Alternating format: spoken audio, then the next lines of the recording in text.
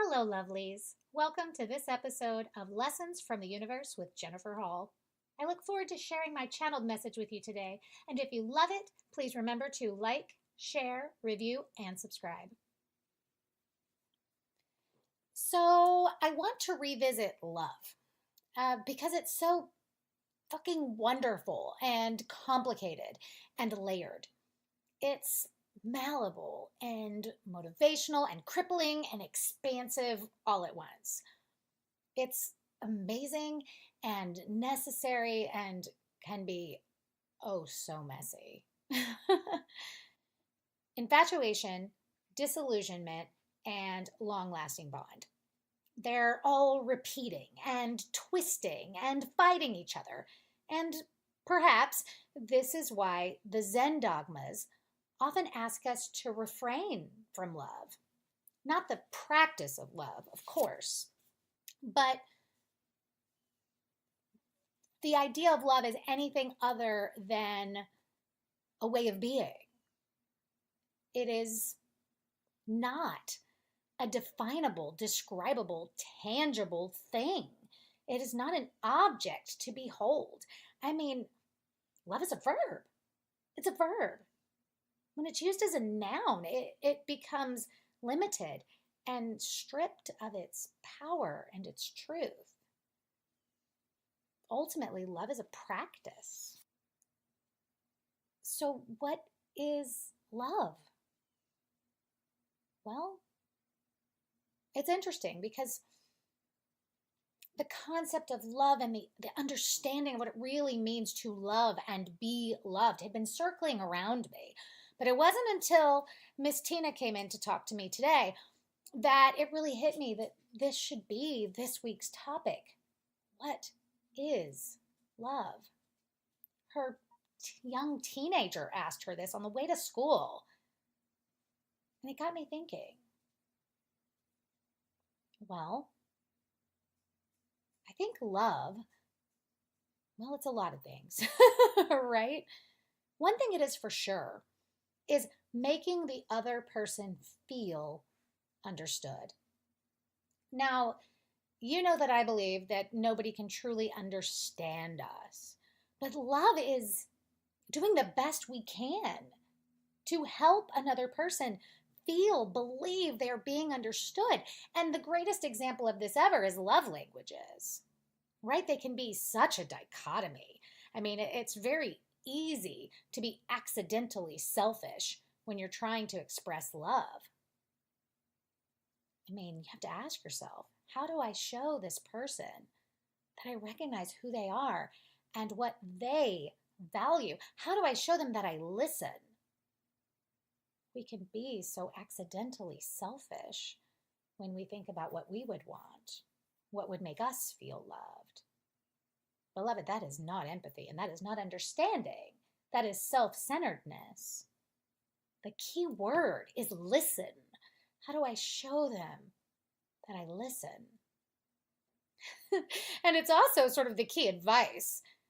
If you don't feel that your loved one shows you that they love you, are you sure you're telling them how you receive love? Have you told them that there's nothing more special to me than when you pull me close and tell me everything's going to be okay?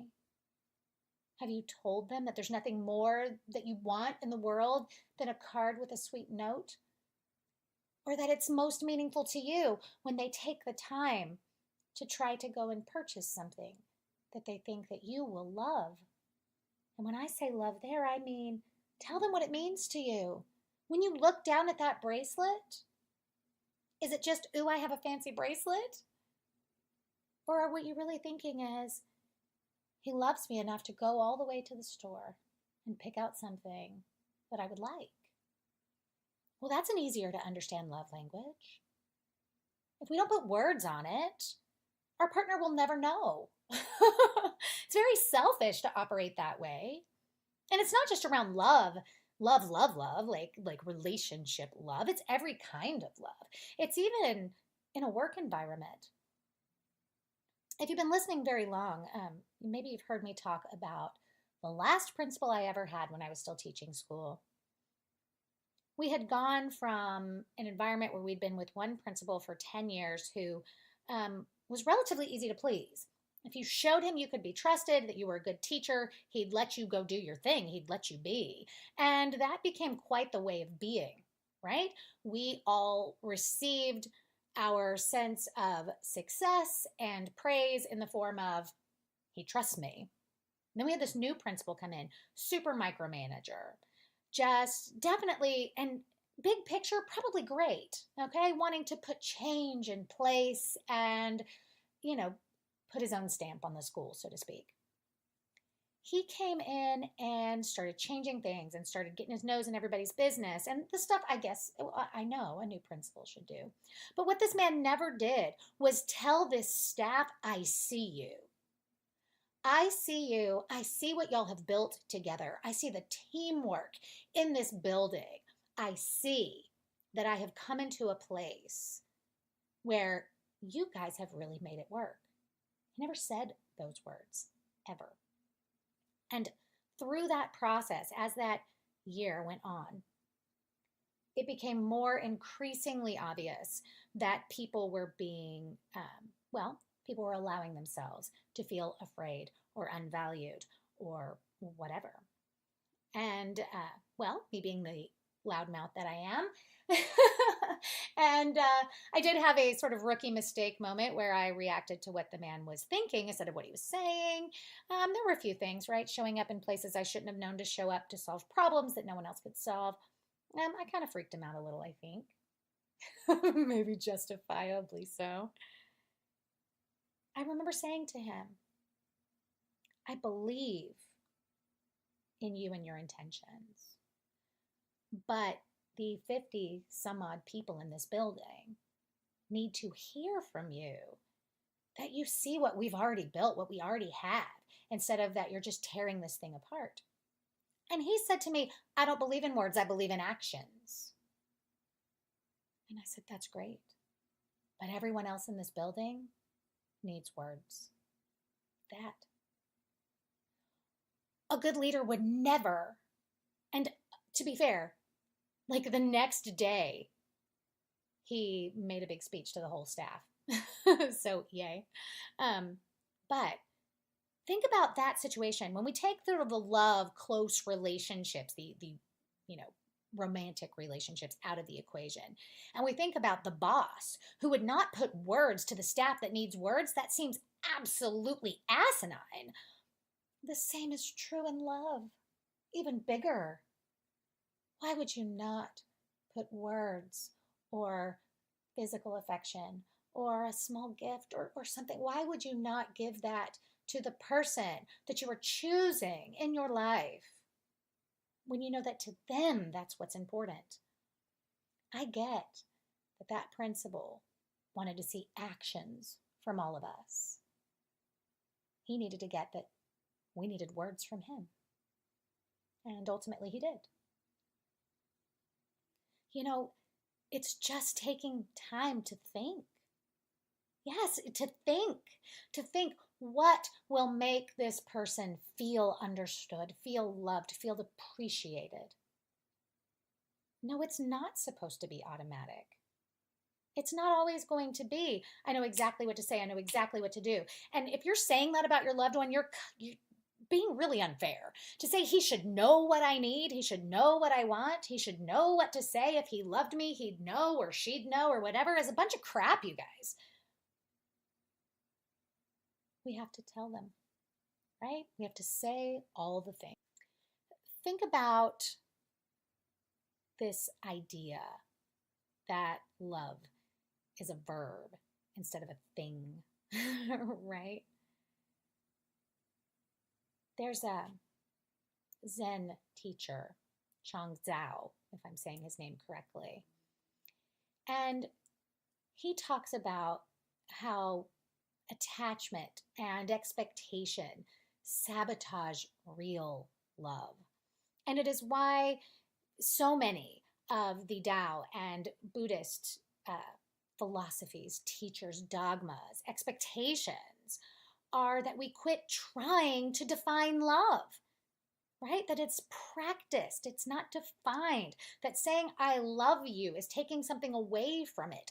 But we live in a culture where saying I love you is needed. People need it, they want it, they expect it. And it's wonderful to say and wonderful to hear. So, what's their point?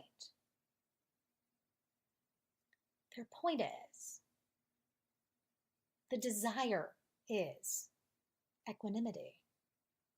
We've talked about this in a past episode. Equanimity is not allowing likes or dislikes to get in and do us harm.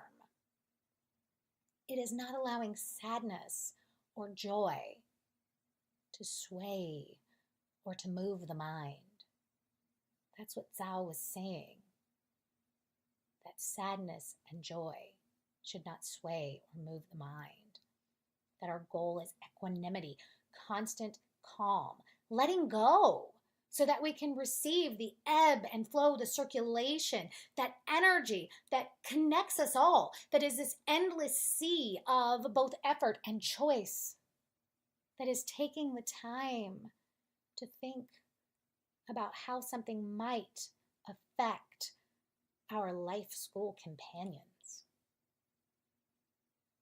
In Corinthians, there's actually a great tool for this, though it's not generally thought of this way. Everyone's heard, probably at someone's wedding, the whole love is patient, love is kind. Beautiful words. So let's take those words apart, right? Let's try to think of them all as verbs. Love is patient.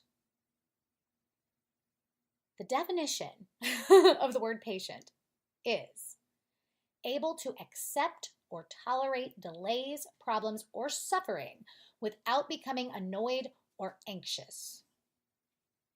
There's two words in there that I want to pull right out. Being able to accept. I accept this human being as who they are. I accept that they receive love differently. I accept that different things trigger them. I accept that they react to outward stimulus differently than I do. I accept that. And I'm going to argue that it's less about whether or not we're annoyed. The love part, the verb, will keep us from being anxious. I'm not going to be anxious because my partner needs some quiet time. I'm not going to be anxious. I'm not going to think that it affects our connection, our relationship, because they need a minute or because the words I said triggered old fears. I will be patient. The next one is kind. Love is kind. Now, you can't find kind as a verb, but I'm going to argue that it's a verb anyway. And what I thought was interesting is it took me all the way down to number 5 in the definition of the word kind to get to showing empathy as a definition. Empathy. If we had to put a finger on what love is, I'm going to say love is empathy. That is married to patience, right? It is remembering that what that person needs or wants, how they feel, how they react, all of this, it can't possibly be the same way that we do. If it is, if it's close, sure, that makes things a little bit easier, but it's never going to be exactly the same for exactly the same reasons. It's just not. It is selfish for us to think, what would make me behave that way? Bullshit. If you, quote unquote, love this person, if you love them as a verb, as the energy that flows through us and connects us, then you will take time to think about what made that person feel or behave that way, not what would make me do it. Another one that's really important that it's so easy to spin off is love is not self-seeking. Self-seeking is selfishly advocating for your own interests. And I have to say, this is probably the source of 99% of arguments in a relationship. right? I get that you may want a computer in every room. Is your self-seeking to just be right, to pet your own ego? Well, that's fucked up, you guys. Allow yourself to say, wait a minute, this means more to him than it does to me. This has more weight in his world than it does to mine. Or maybe that there's a compromise in there somewhere, right? Have y'all ever heard the story of Abraham Lincoln and the brown house? I don't think I've said it before on the podcast. So Abraham Lincoln was a lawyer before he was president. And that's what the tall hat was about, right? He would keep his papers in there. So he had a man come to him who wanted a divorce. And he knew this guy. And he said, what are you talking about? You guys are great. And the guy said, well, we were great. We were living in a log cabin and all was good. And then we started doing really well. We bought a house. And so now we're in our house in this neighborhood and it's time to paint the house. And Abe's thinking, so what, right? So the guy says, my wife really wants to paint the house brown and I want to paint it white like the rest of our neighbors. And we can't agree. I want a divorce. And Abe's like, what are you talking about? Can't you compromise? And the guy says, no, we're way past that. Too many words, too many arguments. Now we can't agree on anything. I want a divorce. And Abe says, nope. Go, Abe. He says, give it a month. Give it a month and see if you can find a compromise. And if not, if you come back, you still want the divorce, I will grant it to you. No questions asked. So the guy goes and he comes back a month later and he tells Abe he no longer wants a divorce. And Abe says, fantastic. I guess you came to a compromise. What did you decide to do? And the guy smiles and he says, we painted the house brown. Not tan, brown. He decided, what am I fighting for? I don't really care if the house is white. I've been fighting for the house to be white and it doesn't actually matter. And in this case, I'm just going to let her choose brown. Sometimes we have to do that. It's okay. Ask yourself, am I really fighting to paint the house brown or white? Is this important? Do you ever hear that voice inside of you that says, what are you fighting for? What are you doing? Listen, beloved, there are never too many words on something. You can just change your mind. You can say, you know what? I'm in. Let's do it. You can do that. And if they look surprised, you can say, you know what? I changed my mind. Now, if it's something you really genuinely need, that's a different conversation. But the sentence here is, love is not self-seeking. The last one that I want to talk about from Corinthians is, love protects. Love protects. And I know we all think we know what protects means, and we do, but the definition that stood out for me was to shield from exposure, injury, or damage. And I think exposure is the key word here. This goes back to what I was saying before, that the best way to show love, to experience love, to be love in action, to be the verb, right, is to take a minute and think, how will this affect the people, the person that I've chosen to go through life school with? To think about them, whether it's who you're going to go to lunch with on Saturday afternoon, what you're going to do about your job, where you're going to spend money, how many computers you're going to put in the house, whatever it is, right? Just think about them. I don't want to expose them to the feelings of harm. I don't want to expose them to feeling ignored or unvalued. I want to ask myself, right? And in the worst case scenario, we talk and we become compromised. That sounds bad. Not compromised in a bad way, right? We compromise. Let's think of all these things as verbs: patient, kind, right? These are verbs. These are actions that we do. Lao Tzu said that being loved by someone gives you strength, while loving deeply gives you courage. Yeah, it does. Courage. I love it, right? We have to be sure that we recognize that love flows like rivers. It's not an object to behold, right? It is, like the Buddhists say, transient. Everything is transient. It is constantly changing. And therefore, we can only practice love, not define it. We will ebb and flow through the stages: infatuation, disillusionment, long lasting bond. We will ebb and we will flow. And if we think that it is something to lose, we will lose it. If we see the flow, we know we will return to homeostasis, to peacefulness, to compromise. That knowing, that acceptance of equanimity allows us to embrace the good moments and the bad ones, the waves of ecstasy and contentedness that are then accompanied by quite the opposite, right? Pain and sometimes yearning in those hard moments when things suck. It's okay. It's okay. It's okay to sometimes feel at a loss. It is okay to sometimes be frustrated. Real love is not something you can lose. It flows.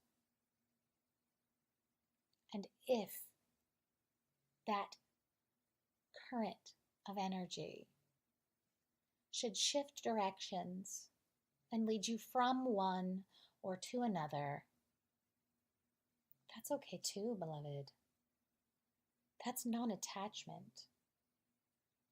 We can love even our spouses better when we let go.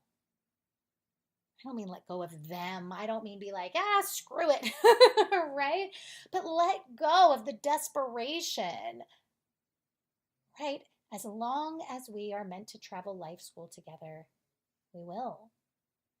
And if I'm doing my part, I will speak my needs. I will think about yours. And when need be, I will find a compromise that suits us all. I love you, lovelies. Not love you, not an object, a verb. I will think of you and how I can help you. I will think of you and how I can express myself in a way that makes you feel understood and uplifted. I will do this for my husband and my children. And I believe you will too. Until next time, beloved, namaste. Hi, I'm Vicki, and I have had the pleasure of working with Jennifer for several years. One of the things that I admire most about her is her clear insight into the information that I need to make better decisions. She brings everything she is to the experience, and she gives you insights, she gives you guidance, and then she tells you what she really thinks. And I really am appreciative at the integrity and the power that that gives you in your life to make better decisions.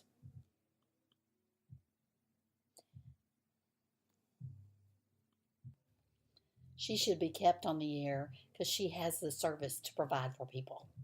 Thank you. Thank you for joining me for this episode of Lessons from the Universe with Jennifer Hall. If you haven't already, I want to personally invite you to come out and find me on social media and at my webpage, psychicjenniferhall.com. If you are inspired by the podcast and want more content, consider clicking that patron button on Podbean, or you can support the show at paypal.me/Universal Lessons LLC, or by visiting our swag shop at spreadshirt.com. You can find the direct link on my Facebook page and my webpage. If you have questions, consider attending one of my quarterly seminars here in Dallas, or book your own educational session from anywhere in the world using the link that you can find on Facebook or on my webpage. I am sending each of you love, light, clarity, and wisdom, and I want you to know that whether you realize it or not, there's a little brunette with a podcast that's got your back.